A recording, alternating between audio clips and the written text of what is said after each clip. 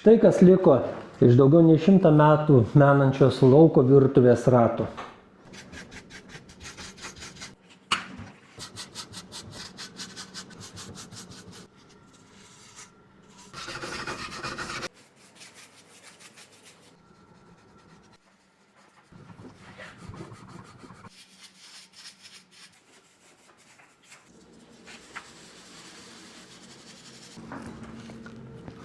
Štai kaip atrodo Pirmojo pasaulinio karo vokiškos lauko virtuvės rato likučiai po restauravimo. Lauko virtuvė tai mobili ant ratų sumontuota lauko virtuvė, traukiama arklių. Joje virdavo karštą maistą, guliašą, košę, sriubas. Štai mes matome lygiai tokią pat stebulės dalį, kokia restauruota.